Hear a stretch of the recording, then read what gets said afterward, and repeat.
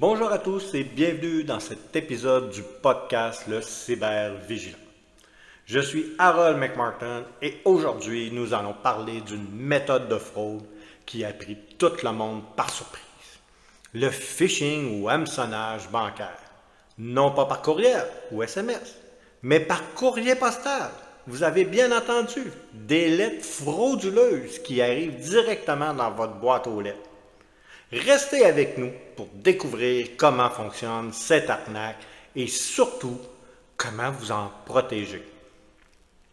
Traditionnellement, lorsqu'on parle de phishing, on pense immédiatement à des courriels ou des SMS frauduleux. Cependant, un phénomène plus rare, mais tout aussi dangereux a émergé, le phishing par courrier postal. Comment cela fonctionne-t-il?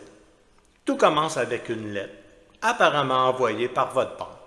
Cette lettre ressemble à s'y méprendre à une communication officielle.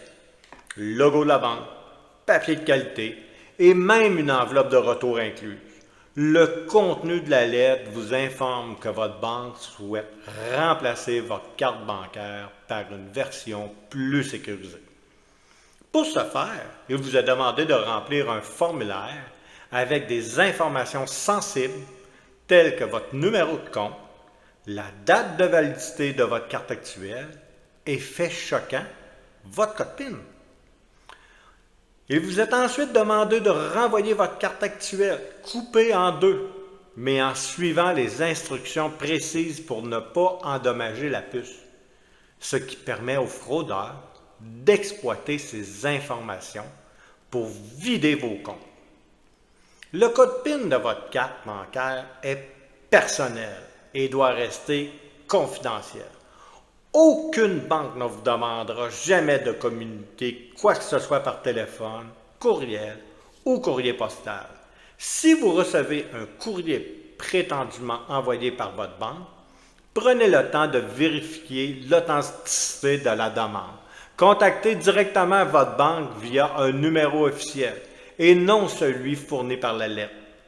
Si vous devez vous débarrasser de votre carte bancaire, coupez-la en deux, mais assurez-vous de bien endommager la puce électronique et les 3 chiffres au dos de la carte. Gardez un œil sur vos transactions bancaires en détectant rapidement toute activité suspecte. Vous pouvez agir avant qu'il ne soit trop tard. Si vous avez envoyé votre carte ou communiqué des informations par erreur, contactez immédiatement votre banque pour bloquer votre carte et éviter des transactions non autorisées. Voilà, c'est la fin de cet épisode du Cybervigilant. Rappelez-vous que les fraudeurs redoublent d'ingéniosité et que même les communications papier ne sont plus totalement sûres. Mais en restant vigilant et en suivant les conseils que nous avons partagés aujourd'hui, vous pouvez grandement réduire les risques de tomber dans ces pièges. Si cet épisode vous a été utile, n'hésitez pas à laisser un commentaire ou à le partager avec vos amis et votre famille. Abonnez-vous pour ne pas manquer nos prochains épisodes. Je tiens à remercier chaleureusement Alexandre Pleuvinage qui m'a permis d'utiliser ces podcasts et de les adapter pour le Québec.